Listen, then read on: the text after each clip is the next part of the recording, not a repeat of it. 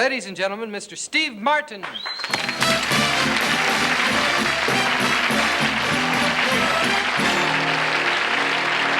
you. As commonly said, I'm Steve Martin, and I'll be out here in a minute. While I'm waiting for me, I'd like to jump right into kind of a Sacco Baffo comedy routine. This has really been a big one for me. It's the one that kind of put me where I am today. I'd like to start right off. This is really a big one.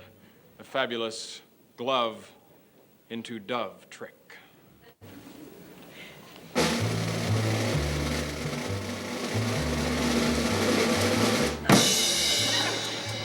The napkin trick.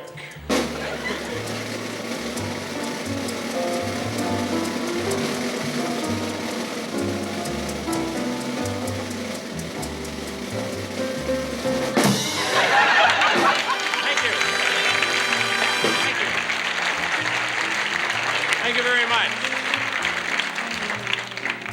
Well, thank you. Thank you. Thank you. That'll be coming out on a record pretty soon. If you down to the big one. This is the one I call the candle trick. Use this candle here.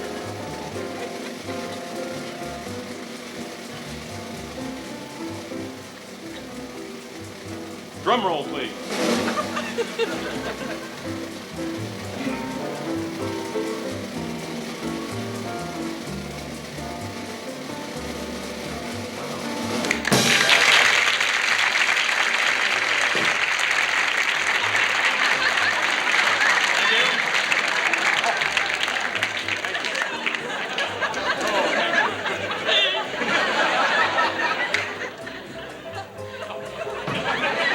Probably wondering what this is. This is the Chinese Mystery Pagoda Box of the Dead. That's what it is. Here's an oldie but goodie. Now, ladies and gentlemen, I must insist on your absolute silence during the course of this next trick.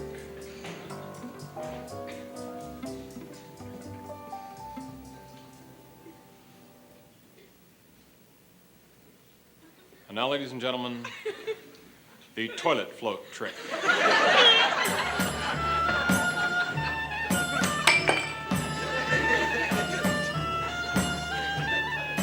The Mystic Oriental lighting, please.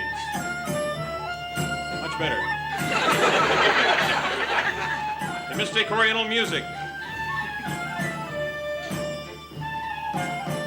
Oh, wisdom, virtue, beauty, truth, art, nature, certainty, courage, justice, freedom, God, and immortality.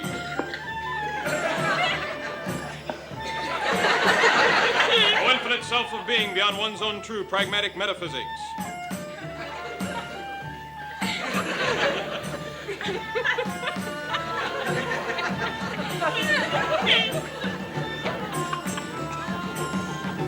It's supposed to disappear.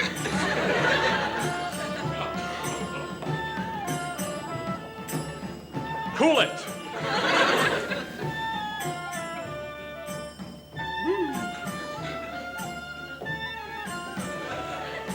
Return. Return. Return. Return, you fool. It's headed for the John.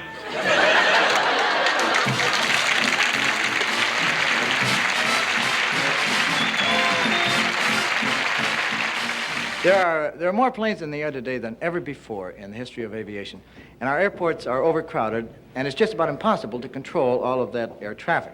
Now, I don't know if you've ever been in an airport control tower, but at every busy airport there's one guy, and his job is to keep track of everything, and he is called the traffic control officer. He has a radar screen in front of him, and he wears a headset like this.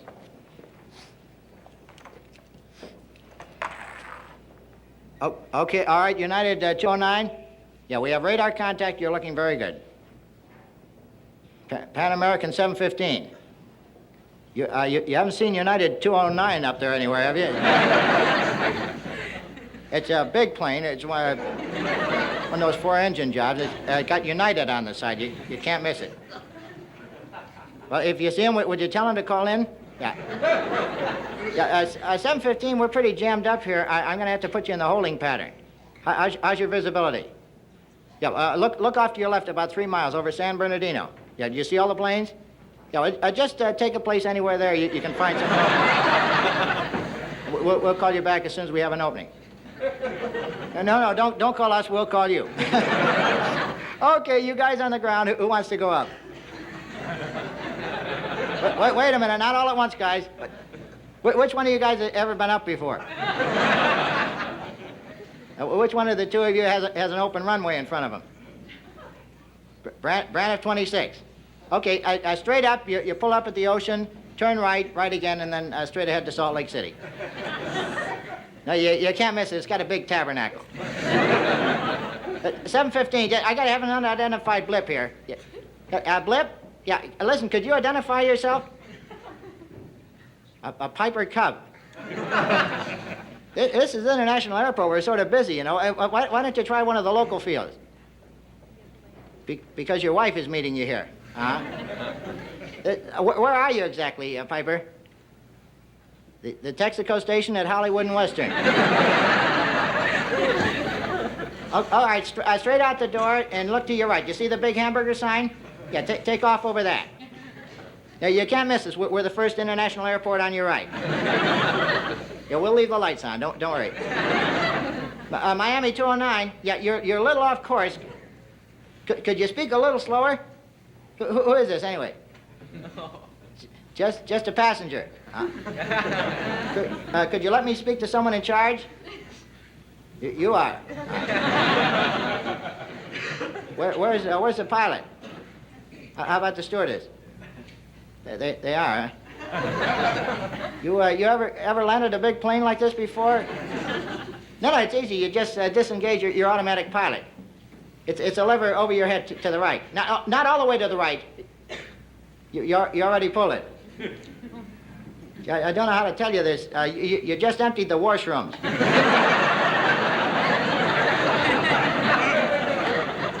Piper, could you hold on? I have an emergency call. Yeah, Pan Am, what is it? Yeah, that was 209 from Miami. He's a new boy. It won't happen again, I guarantee you.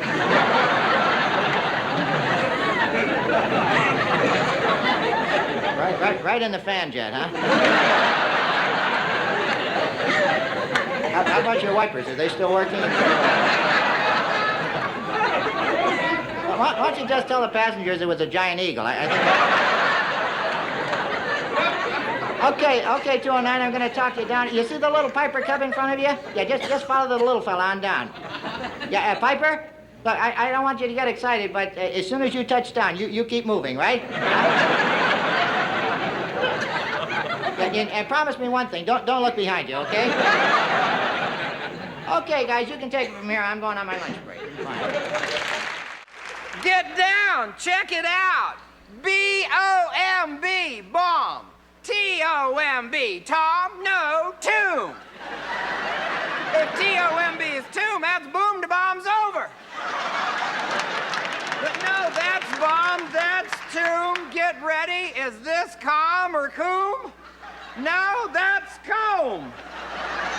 And that's why spelling bees are only won by introverted little ugly girls.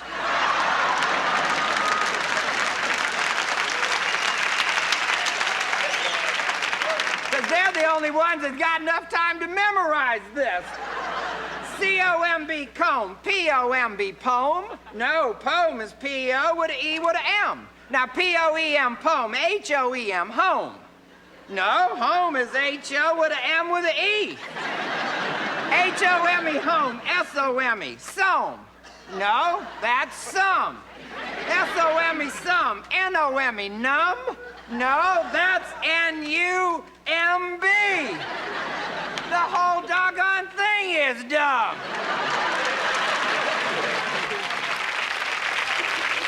I was always getting in trouble in school for acting smart. Because I'd ask questions. What makes the Teflon stick to the pan? If yogurt goes bad, how can you tell? Where do contractors go right after they get your job half done?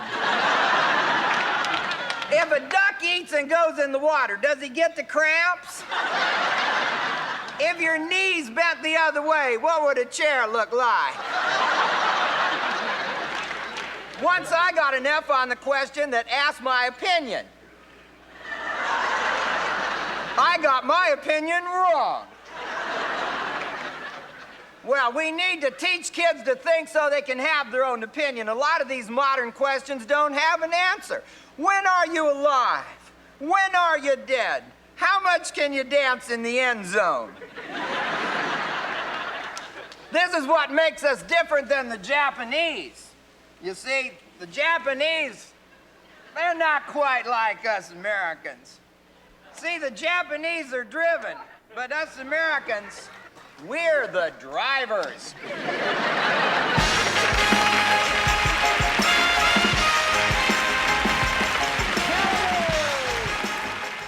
This comb belonged to my kitty. I got him so he can walk now. And not that there was anything the matter with him, but I mean walk on his just his two paws. Really? Yeah, he used to, you know, like a regular cat. Really? All four, but now he stands, and I got him a little pair of pants and a little funny hat with some Well, what did he do political buttons in it. And he just sits there and he's... What did he do with the comb? Well, he combed his whiskers. Yeah, isn't that cute? that kind of, I want you to have that. Do you have any pets? No, I don't. Huh? That's... Thank you very much. In case you get one. Huh? Don't blow on it, because that's... No, you don't. Cat's had that in his mouth. Kitty fever. Well, I thought tonight I'd just talk to you about the West. We're out there in television land, out here in California. And years ago, maybe back in the 1800s, a little group of clowns got in a funny little wagon with a sheet over it, and some cows and horses and a little doggy and a kitty. And about 17 odd clowns started moving west. You had to be a little odd, you know.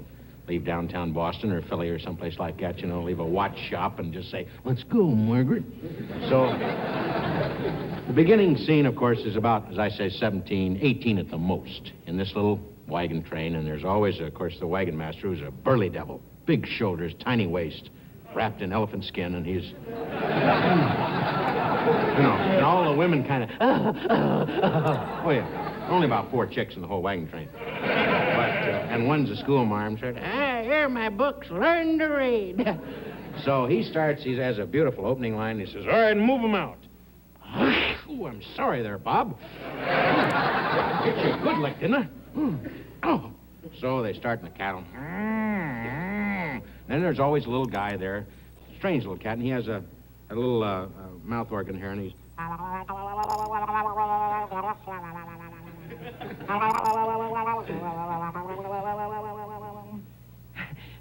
You know, and he's a nervous kind of guy. And then there's a guy dressed all in black with beautiful pearl-handled guns, and he's a little kind of, you know, minty type guy, but good shot, you know. And he says, "Oh, I hope we see some savages."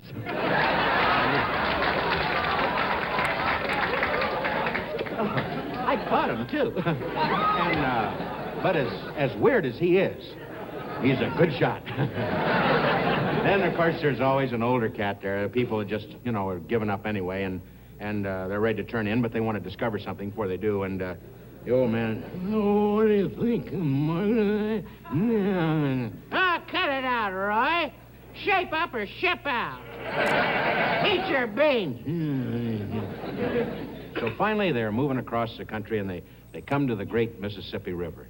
The preacher comes out of his little wagon, been riding a donkey most of the way, and he gets off the donkey, and he has the book here, and he says, "Lord willing, friends, let's gather around here. Please, put that down." And the little kid starts to run around the fire. They always have a couple of little kids in there for atmosphere, and the little kid... Put that down. Put it down, baby Elizabeth. You don't know where it's been. Don't touch that groundhog. That cook all over its body. So, suddenly on the far ridge, some 3,000 Indians are there. And they're hungry, you know, and they're out of bread and some sauce they need and stuff, and some goodies, some cattle, and they got their eye on a fun collie there, and so they... And the pioneers say, Oh, no. Oh. And the guy, oh, there they are, there they are.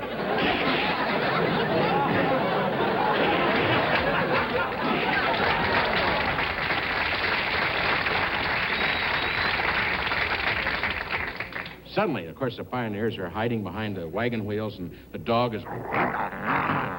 And they're... Ow. Suddenly, the 7th Cavalry, riding along about 3,000 miles from the fort. It's a normal day, and the major looks down. He sees these poor devils being wiped out, and he says, beautiful line, he said, looks like there's trouble down there. Oh, it? Oh, and they ride down. And, of course, the Indians see these poor devils and the 7 clowns in blue from this U.S. 7 Cavalry, and they just come unglued. The 3,000 Indians are, and there are more hours. And the pioneers are jumping up now. We're saved. Oh, we're saved. Oh, yes, we are, we are.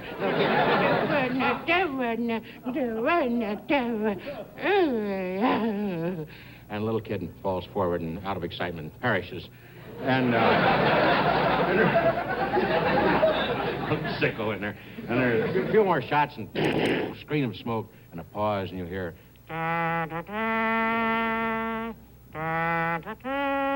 Not bad. First time play, white man horn. And now, here they are, ladies and gentlemen, 2 of the brightest, freshest young faces in show business today.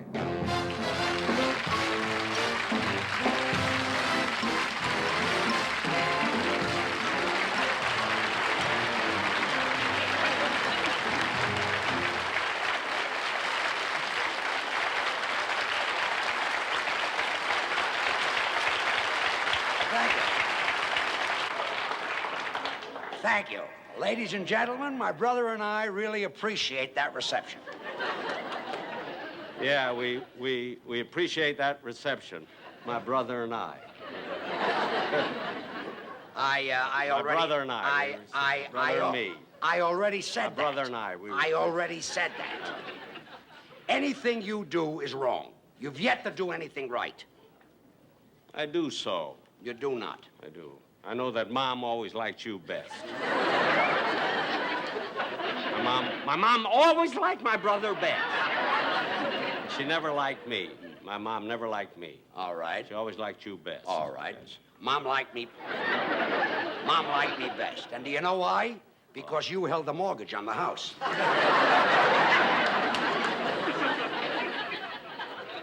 Well, I don't care. Brothers should get equal. And you always got the biggest. Mom gave you size 10 shoes. She only got me size 6. Well, I happen to have bigger feet. Yeah. And she gave you bigger feet, too. It's not fair. Mom always got you the best toys, too. Oh. You got the best. All right. We Always got the best toys. We shouldn't argue. Always got the best. It's I not didn't get nice. My mom with the best. After all, you are my older brother. I'm his Oh, yeah? You're the oldest. I am not. Then why was I always the baby? How come they always call me the baby? You weren't housebroken until you were 12.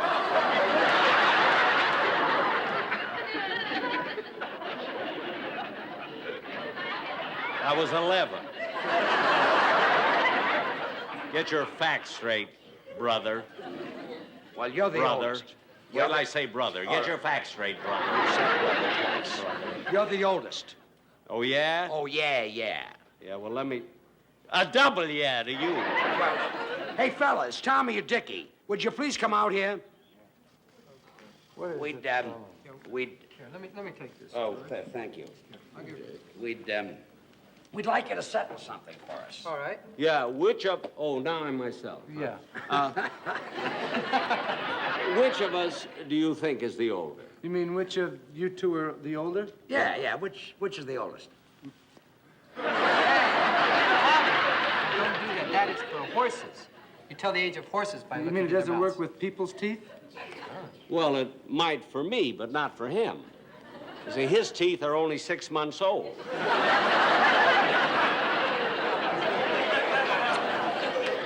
8 months and get your facts straight.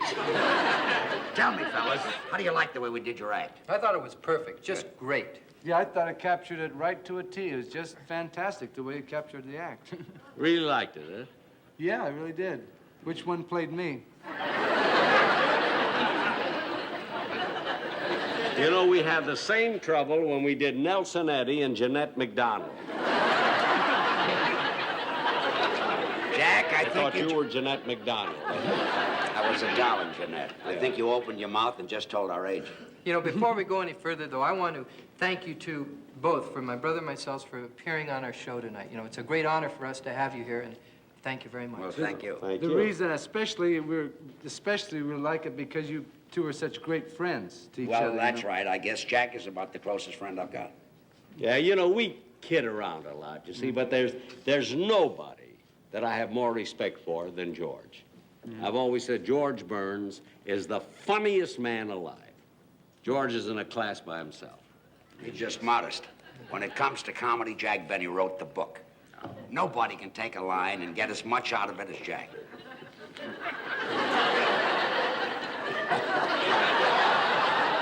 No, George, you're the great. Oh, come on, you're the champ. But tell me, Mr. Burns, what, in your opinion, do you think has made Jack Benny such a great comedian? In my opinion? Yeah. You really want to know? Uh-huh. I don't want him to hear this. Okay. I couldn't say this in front of Jack. But who taught him everything he knows? I taught him everything he knows. Jack had an act. It wasn't so hot. The act needed something. He didn't know what. I said, Jack, if you want to pull him in, go get yourself a violin. You can kill the people and fill up the room. Play some corny melody like Love in Bloom. Tell me, have you ever seen him take this pose? Well. Yeah, that's my favorite pose. That was mine. I taught him everything from what to say to fiddling. I taught him everything he knows.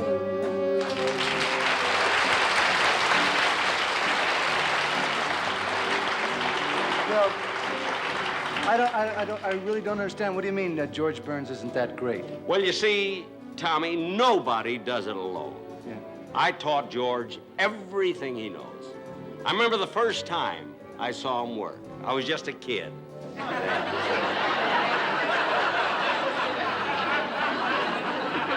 He smoked a pipe in his act and bombed. It was awful.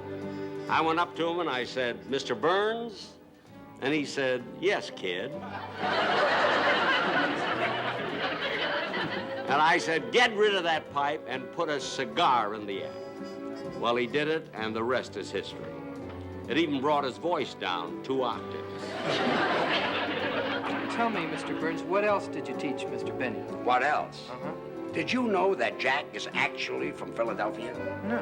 I told him Waukegan is a funnier place to be from. I don't want to take anything away from George, you understand? Sure, But he used to have a spot in his act that was just nothing. Nothing.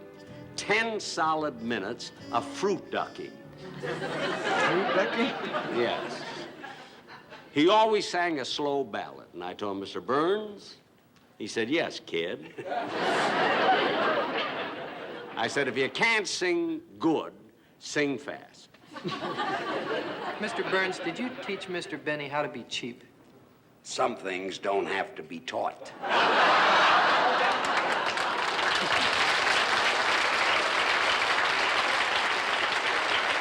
George, come here.